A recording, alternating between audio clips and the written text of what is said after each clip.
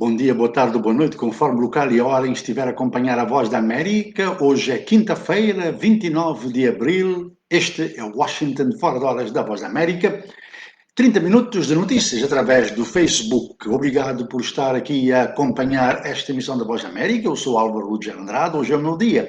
Desde 17 de março de 2020, todos os colegas da Voz da América apresentam Washington Fora de Horas de segunda a sexta, a partir das nossas casas. Hoje é o meu dia e vamos assim viajar pelo mundo de muitas e muitas notícias. Vamos começar com Angola, onde os camionistas não podem entrar na República Democrática do Congo sem fazer o novo teste, porque as autoridades congolesas dizem que o teste feito em Angola não é válido. Ainda em Angola, vamos falar também sobre a Covid e as medidas duras, outra vez, impostas pelo governo angolano para impedir o aumento da pandemia, que parece estar numa segunda onda, como disse a própria Ministra da Saúde. Em Cabo Verde, hoje morreu Onésimo Silveira, poeta, escritor, político, diplomático, o nome maiúsculo da política e das letras cabo-verdianas, aos 86 anos de idade.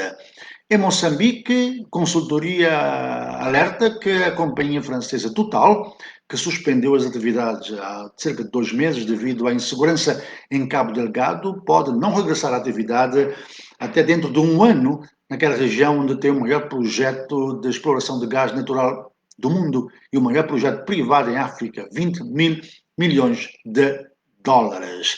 São Tomé e Príncipe, o norte do país, está separado do resto do arquipélago por causa de derrocadas. Guiné-Bissau e FMI analisam um novo acordo que pode ser assinado em 2022. Aqui nos Estados Unidos, ainda os ecos da agenda ambiciosa anunciada ontem pelo presidente Joe Biden para os próximos 4 anos.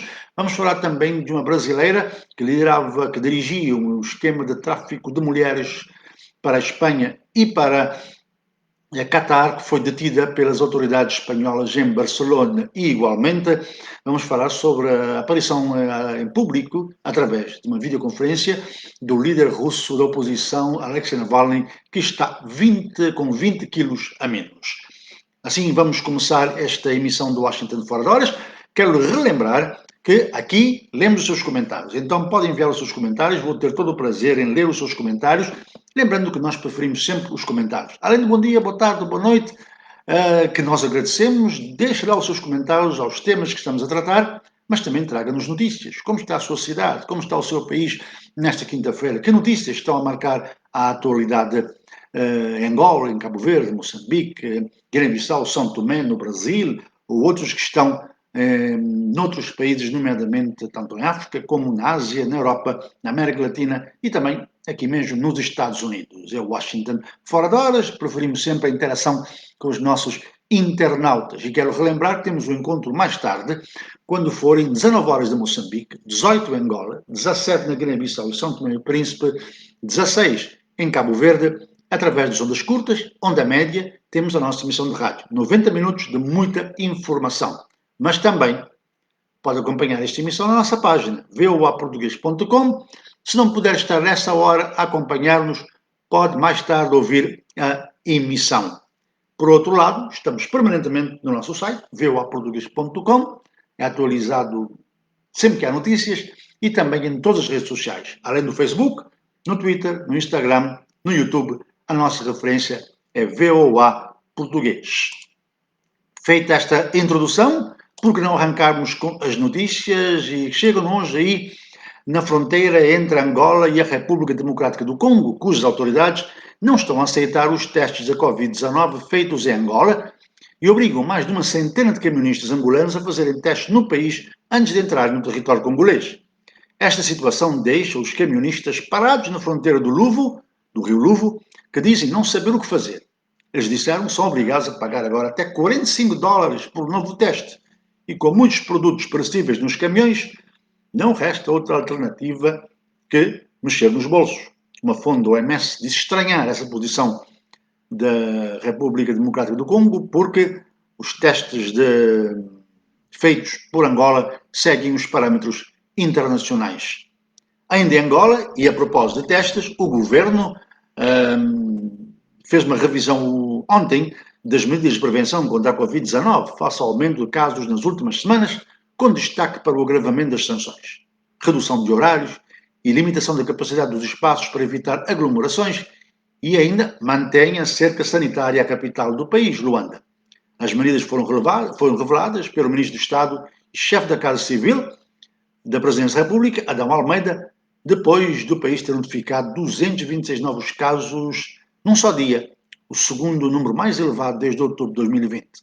A Ministra da Saúde, Silvia Lutucuta, disse que o país encontra-se em plena segunda vaga, agravada pelas novas estirpes que estão a afetar famílias inteiras, contando-se atualmente 523 casos de variantes sul-africana e inglesa.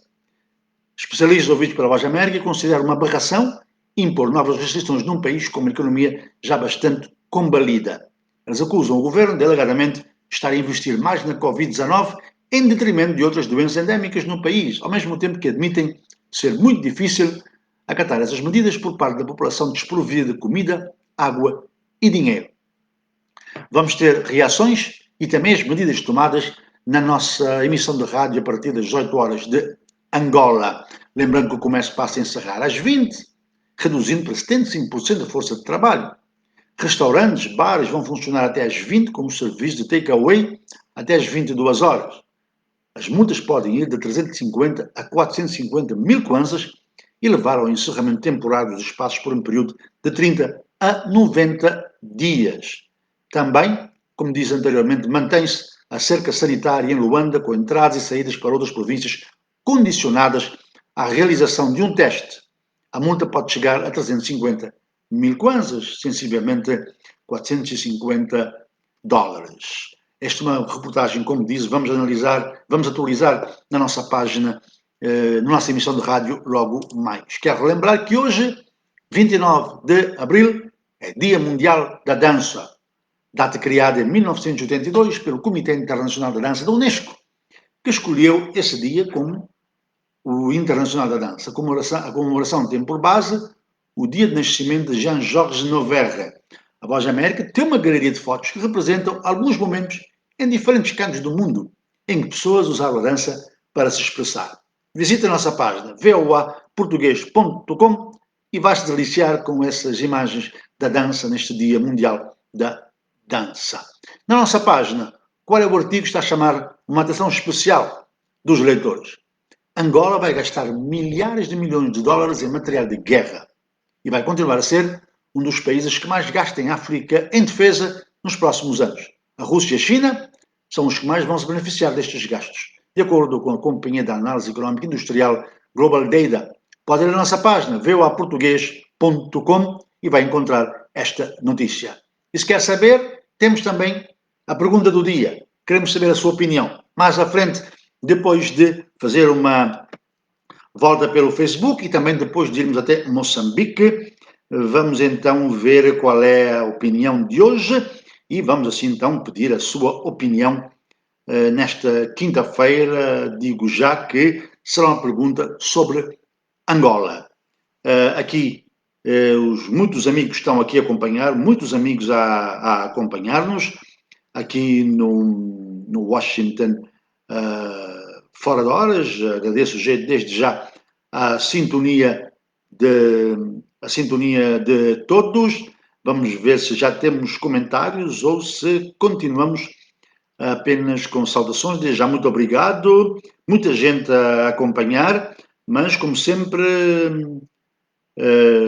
aguardo os seus comentários aos temas que estamos a tratar. Temos gente da Holanda, de Moçambique, de Angola e de outros lugares também, de Guiné-Bissau. Então aguardo aí que deixe os seus comentários aos temas que nós estamos a tratar e terei todo o prazer em ler estes comentários.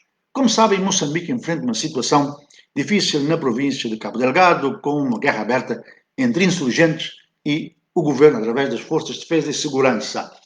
Hoje havia uma reunião da Troika da SADC, a Comunidade de Desenvolvimento da África Austral, para analisar um eventual envio de uma força militar para Moçambique, caso o governo aceite, mas a reunião foi adiada alegadamente porque o presidente do Botsuana, que preside essa troika, está de quarentena porque um membro da sua equipa deu positivo ao teste da Covid e o presidente da África do Sul, Cyril Ramaphosa, deve estar presente numa audiência em que vai depor no caso da acusação contra o seu antecessor, Jacob Zuma, no caso da corrupção. Não temos informação de Jacob Zuma esteve no tribunal ou na comissão a ser ouvido hoje, e também anteriormente o presidente Bolsonaro tinha dito que ele seria representado pelo vice-presidente, mas o certo é que a reunião foi cancelada. Ontem houve uma reunião dos ministros dos negócios estrangeiros desses países da Troika, Botsuana, Moçambique e África do Sul, e este assunto está na nossa página. Mas, na sequência deste conflito, que se arrasta desde outubro de 2017, a companhia Total, francesa, que domina, que controla a empresa, controla um grande projeto em Cabo Delgado, no valor de 20 mil milhões de dólares, o maior projeto privado de investimento em África, suspendeu há cerca de 2 meses as suas atividades e na segunda-feira anunciou mesmo a suspensão total por agora, até a situação se regularizar, segundo a própria Total. Entretanto, o próprio governo disse que não é um abandono do projeto, é apenas suspensão dos trabalhos por agora. O governo está a fazer tudo para regressar à normalidade, aí Total vai voltar. Entretanto, o chefe financeiro do grupo, daquele grupo francês, Jean-Pierre Sbraire, acredita que a empresa vai ter pelo menos um ano de atraso para voltar à normalidade. Claro que estes eventos têm um impacto no calendário do projeto. Nesta fase, estimamos que esse impacto será de pelo menos um ano de atraso, disse o chefe financeiro daquele grupo francês, Jean-Pierre Sbraire. A Total tinha anteriormente previsto um arranque do projeto em 2024, que está a ser realizado num consórcio, representa um investimento, como eu disse, 20 mil milhões de dólares. Agora, devido à força maior que alegou a Total, suspendeu o projeto, com este conceito legal que é invocado quando condições excepcionais impedem a continuação de um estaleiro de construção e execução de contratos relacionados. Declaramos força maior e estamos a gerir a situação com os subcontratantes para minimizar as despesas até termos clareza sobre a situação, comentou Jean-Pierre Sbraire. O governo moçambicano desse projeto não foi cancelado, Total regressará quando a situação de segurança for realizada, mas vai avisando esse responsável do departamento francês, do departamento financeiro da Total, que o atraso poderá ser em um ano, ou seja, o arranque do projeto seria em 2024, poderá ser apenas em 2025. Nós temos também uma reportagem sobre o que o presidente Nyusi poderá decidir em relação à força ou não da SADC para Moçambique. Ele está em dúvida, ainda ontem disse que não recusa apoios, mas os moçambicanos têm o direito de aceitar ou decidir aquilo que querem. E nós vamos ter uma análise sobre isso na nossa página de rádio, quando forem 19 horas de Moçambique, na nossa emissão de rádio e também na nossa página e nas redes sociais.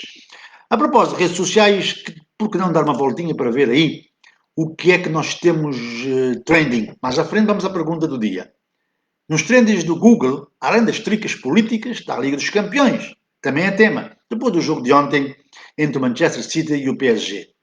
O City, de Pep Guardiola, deu um grande passo rumo à final da Champions League, com uma vitória por 2-1 na primeira mão da semifinal sobre o Paris Saint-Germain.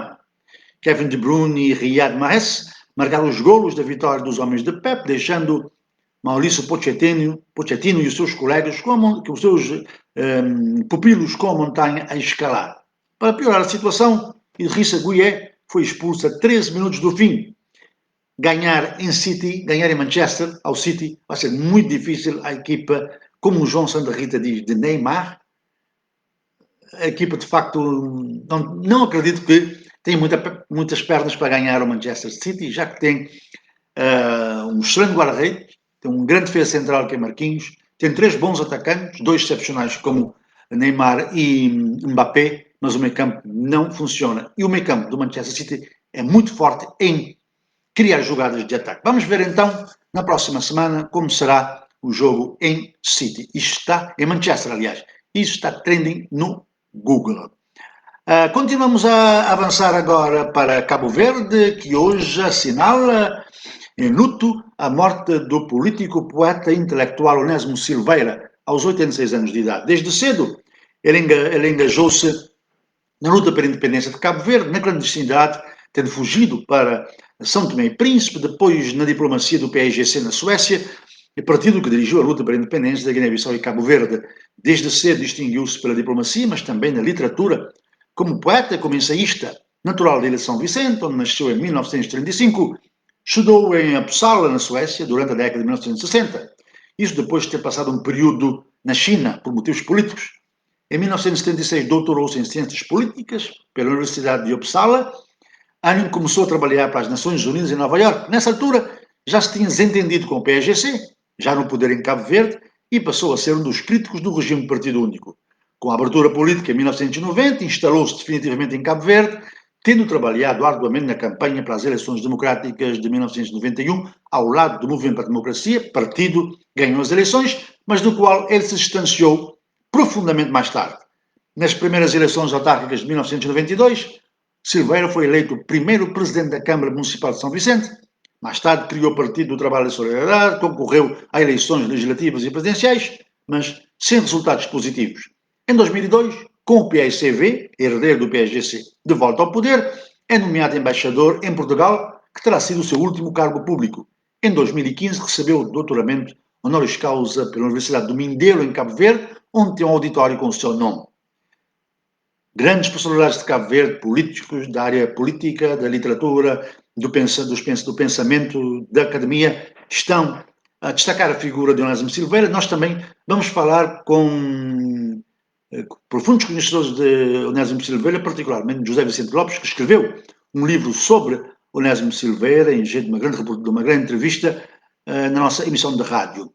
Escritor profícuo, publicou em 1960 Toda a Gente Fala, Sim Senhor, e depois seguiram-se outras obras, Hora Grande da Poesia Cabo-Verdiana em 62, Consciencialização na Literatura Cabo-Verdiana, A Saga das Secas e das Graças de Nosso Senhor em 1991, A Tortura em Nome do Partido Único, PSCV, a sua polícia política, Poemas do Tempo de Trevas, Saga, Hora Grande, reeditado em 2008, entre muitas outras obras que nós iremos falar na nossa emissão de rádio. Ainda em Cabo Verde, a Procuradoria-Geral da República anunciou que vai investigar o caso de uma alegada promessa de benefício patrimonial ao antigo Ministro dos Negócios Estrangeiros, Luís Filipe Tavares, em decorrência da nomeação do português César de Passo como cônsul honorário de Cabo Verde na Flórida. Em causa, a alegada oferta de um Mercedes ao então Ministro dos Negócios Estrangeiros de Cabo Verde, conforme revelado numa reportagem de investigação do canal português SIC, reportagem titulada A Grande Ilusão, Cifrões e Outros Demónios, sobre o partido de extrema-direita português Chega e suas relações. E chega então a esse cônsul americano, português, luso-americano melhor, na Flórida, e há informações de que poderia haver promessas de bens para o Ministro dos Negócios Estrangeiros, que na sequência das denúncias demitiu-se, dizendo que nada disso é verdade. Este tema foi um tema de campanha na eleição em Cabo Verde. Agora, o Ministério Público, devido às denúncias, diz que vai investigar este caso. Na Guiné-Bissau, o Ministro das Finanças, João Olage Mamadou Fadja, admitiu que até o primeiro trimestre de 2022, o país poderá ter um programa associado ao financiamento normal, com o Fundo Monetário Internacional. O governante fez o anúncio no final dos trabalhos do primeiro dia da reunião com a missão virtual do Corpo Técnico do FMI, que arrancou ontem e vai até o dia 12 de maio. Os técnicos do FMI reúnem-se com as autoridades nacionais de Guiné-Bissau por videoconferência para discutir um programa de monitoria cobrindo o período que vai de junho a dezembro de 2021. A execução do programa terá 3 revisões, nomeadamente de setembro e dezembro deste ano e em maio de 2022. O Fundo Monetário Internacional suspendeu o seu programa com a Guiné-Bissau em 2018, na sequência do incumprimento de algumas metas estabelecidas com aquela organização financeira internacional. São Tomé e Príncipe, a região norte da ilha, está isolada do resto do país na sequência de derrocadas que tornaram intransitável a única estrada que liga a cidade capital à cidade de Neves. Neves é a cidade industrial do país, onde estão instalados reservatórios de gasolina, gasóleo e petróleo doméstico da Enco, a única empresa de distribuição de combustíveis. Em Neves está também localizada a única fábrica de cervejas, a Rosema. O mau tempo, acompanhado de chuva e trovoada que se fez sentir ontem, está na origem dos deslizamentos de terra e rochas que tornaram intransitável a estrada que liga Neves ao resto do país. Centenas de pessoas ficaram do outro lado das derrocadas, sobretudo alunos, que foram para as escolas noutras cidades. Para já, não há registro de vítimas humanas, estamos a acompanhar esta situação. A Voz da América coloca de segunda a sexta sempre uma pergunta na nossa página do Facebook. O título é A Sua Opinião. E queremos que os nossos internautas e ouvintes também na rádio deixem a sua opinião sobre esse tema. Hoje a pergunta é: o Ministério Público de Angola pediu uma indemnização de cerca de 2 milhões de dólares ao jornalista Francisco Rasgado, acusado dos crimes de injúria contra a autoridade de informação. Rasgado diz ter denunciado desvios de dinheiros públicos quando Rui Falcão era governador de Benguela. A sentença será lida no próximo dia 3 de maio. 3 possibilidades de resposta que queremos ouvir dos nossos internautas. Concorda com a sentença? Estará a liberdade de imprensa em risco em Angola? Como vê o anúncio da sentença para o dia 3 de maio, o dia da liberdade de imprensa? E já temos algumas respostas. O Fábio Carreiro disse: um jornalista que mal consegue sustentar a sua família com o seu salário mísero vai pagar uma indemnização milionária? Este país é uma comédia. Artino Pinto: tenho a plena certeza que o ilustre jornalista será ilibado para o bem da democracia e da liberdade de imprensa. José Domingos Caiongo escreve: a liberdade de imprensa é em risco.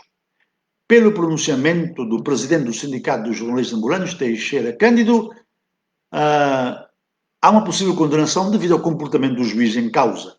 Carlos Manuel Santos: o que mais me espanta é a classe jornalística que nada diz. Mas parece que Teixeira Cândido já falou sobre este assunto. Portanto, esta pergunta está na nossa página no Facebook. Quando terminar o programa, continue no Facebook e vai a sua opinião e deixa aí a sua resposta na nossa página. Continuamos aqui, vou ver se temos mais amigos agora a comentar.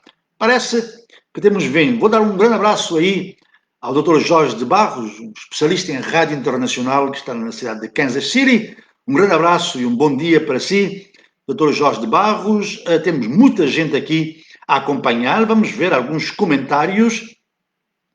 O Saláquio Muculuto diz: boa tarde, ligado a partir de Luanda, onde começou a funcionar as novas medidas de prevenção sobre o estado de calamidade pública devido aos números crescentes de contágio do novo coronavírus. Nós avançamos essas medidas há momentos. O Augusto Ngunza Carrari Fonseca diz: em Angola se faz de conta em cerca sanitária, visto que as pessoas saem mesmo sem teste da Covid-19. Eles subornam a polícia nos postos policiais. O nosso correspondente em Malães, sempre presente, Isaías Soares, diz: esta falta de credibilidade aos testes da Covid-19 feitos em Angola é complicada. Quem mais? Muita gente aqui a saudar, desde já um grande abraço a todos que estão a acompanhar, mas como sempre, nós priorizamos os comentários para interagir com as pessoas. O Saláquio Muculuto diz: em Angola não existe justiça. Muita gente a acompanhar, desde já muito obrigado. Domingos Fediassi Jurai diz: boa tarde, Álvaro. A minha impressão, ou está mais forte para não dizer gordo? Não, é o cabelo, cortei o cabelo. Uns pesos uns quilinhos a mais, 2 ou 3 quilinhos a mais devido à pandemia, sabe? Aqui o lugar de trabalho e cozinha fica muito perto, não é? Diferente quando estamos na redação da Voz da América. Mas ele disse, ele ri-se depois: quanto ao posicionamento da região sobre assuntos, respeitamos, mas não é para impor seus interesses acima dos nossos, mas sim garantir a paz, tranquilidade e segurança em Moçambique, não só como também na região. A todos, paz infinita, guerra não. Muito obrigado, Domingos, por esta sua opinião. Ele que nos escreve de Moçambique. Deixa-me ver se tem mais algum comentário. Panzo Luís diz: eu vivo em Angola, mesmo quando o telejornal da noite diz boa noite, eu vou falar para confirmar se é mesmo de noite, porque eles mentem muito. Obrigado pelo seu comentário. Nós estamos a caminhar para o fim. Em 5 minutos estaremos ao final do programa, chegando ao final do programa, mas quero deixar mais algumas notas. Por exemplo, ontem o presidente Joe Biden anunciou uma ampla agenda para os próximos 4 anos do seu mandato. Ele diz que a América está de novo em marcha. Ele congratulou-se com o combate à pandemia, a redução enorme de casos. Quase metade dos americanos já tomaram, pelo menos adultos, já tomaram pelo menos uma dose da vacina. A vacina está disponível praticamente sempre sem fazer marcação e diretamente aos centros de vacinação. Qualquer pessoa a partir dos 16 anos pode tomar a vacina. Ele ontem apresentou também um ambicioso plano de benefícios sociais, sem precedente, que disse ser a prova que o governo pode produzir resultados para o povo. O plano avaliado em 1,8 trilhões de dólares prevê, entre outras coisas, ensino pré-escolar gratuito para crianças entre os 3 e 4 anos de idade e ensino gratuito nos chamados colégios comunitários, instituições que fornecem ensino pós-secundário até cursos médios e pode dar acesso às universidades. Também ele, que falava ontem para o Congresso, não com 600 pessoas como é natural, mas à volta de 200 pessoas ou menos ontem, devido à Covid-19. Por exemplo, os juízes do tribunal, os novos juízes vão sempre lá onde só esteve o presidente do Supremo Tribunal. Ele também anunciou o Plano Americano de Empregos de 2,3 trilhões de dólares, anunciado no mês passado, que visa investir em infraestruturas como transportes públicos e também na política externa. Ele fez um aviso duro contra a Rússia e a China, diz que está disposto a trabalhar com as potências, mas nenhuma nação pode fazer face a todas as crises da nossa era por si só, desde o terrorismo, à proliferação nuclear, as migrações em massa, cibersegurança, mudanças climáticas. Ele quer trabalhar com a China e a Rússia, mas não vai permitir que os interesses americanos sejam colocados em causa. Ele promete resposta dura à Rússia e à China por medidas que ponham em causa os interesses americanos. A resposta republicana, como é tradicional, foi apresentada cerca de meia hora depois, também em cadeia nacional. O senador republicano Tim Scott criticou os sonhos socialistas do governo. Ele disse que o futuro virá do povo americano e não do governo Biden, e ele disse que os bons dias que a luta contra a Covid-19 e a recuperação da economia que se sente agora decorrem da Operação Warp Speed, iniciada pela administração Trump. Disse que o nosso país está agora cheio de vacinas seguras e efetivas devido a Donald Trump, segundo o senador republicano. Este é o discurso de Biden e a reação do Partido Republicano, está na nossa página. Podem ir lá e vão encontrar essas reações. Outras notícias: o apoiante do antigo presidente Donald Trump, Brandon Hunt, filho de um juiz que apelou à morte de congressistas e senadores americanos, em publicações nas redes sociais na sequência do ataque ao Capitólio no dia 6 de janeiro, foi considerado culpado da acusação de ameaça de agressão ou morte a oficiais públicos num tribunal ontem em Brooklyn e incorre numa pena de até 10 anos de prisão. Na Rússia, o principal político da oposição, Alexei Navalny, perdeu mais de 20 quilos durante as 3 semanas de greve de fome. Este agora com 72, tinha 94. Ele apareceu ontem pela primeira vez num tribunal depois da greve de fome. O vídeo não tem imagens nítidas, mas é possível ver que ele está com a cabeça raspada e ele reiterou que não praticou nenhum crime de injúria contra um veterano da Segunda Guerra que o acusa agora, e ele continua a fazer críticas duras ao sistema judicial da Rússia. Na Espanha, a polícia prendeu em Barcelona uma fugitiva brasileira procurada pelas autoridades do seu país, acusada de controlar uma rede internacional de prostituição de mulheres. As autoridades espanholas disseram que a detida, que não foi identificada, é acusada de tráfico de seres humanos, crime cuja pena de prisão pode chegar a 10 anos. A investigação começou em fevereiro do ano passado, quando o Escritório Central Nacional de Interpol informou que as autoridades brasileiras iriam prender simultaneamente todos os membros de uma organização criminosa dedicada ao tráfico de seres humanos. As investigações apontam que a suspeita teria recebido, hospedado e transferido as vítimas para Doha, no Catar, além de capturar clientes interessados nos serviços oferecidos por aquela organização criminosa. Notícias que marcam esta quinta-feira aqui na Voz da América, Dia Mundial da Dança. Temos uma galeria de fotos sobre danças em vários lugares do mundo na nossa página voaportugues.com. Relembro que amanhã é dia de Angola Saúde em Foco. A convidada é a doutora Nádia Camat e vamos falar de diabetes mellitus. Para inscrever-se, basta fazê-lo através do nosso número no WhatsApp, 202-251-9466. Portanto, pode inscrever-se já e amanhã participará no programa. Visite nossa página, voaportugues.com. Temos muitas notícias. Estamos em todas as redes sociais, Facebook, Twitter, Instagram, YouTube, com VOA Português. E logo mais temos a nossa emissão de rádio, 16 horas de Cabo Verde, 17 na Guiné-Bissau e São Tomé e Príncipe, 18 horas em Angola, 19 horas em Moçambique, ondas curtas, onda média, também através de rádios parceiras em Moçambique, na Guiné-Bissau e Cabo Verde, e através em FM do nosso transmissor em São Tomé e Príncipe. Na nossa página também estamos presentes com a nossa emissão de 90 minutos. Pode acompanhar ao vivo, no computador, no telemóvel, no tablet, ou então mais tarde, porque fica gravada a nossa emissão. É hora de dizer tchau, tchau. Foi um prazer estar com cada um de vocês nesta quinta-feira. Logo mais temos um encontro na rádio e a qualquer momento nas nossas páginas, nas redes sociais e no nosso site. Feliz quinta-feira a todos. Amanhã estará aqui o João Santa Rita.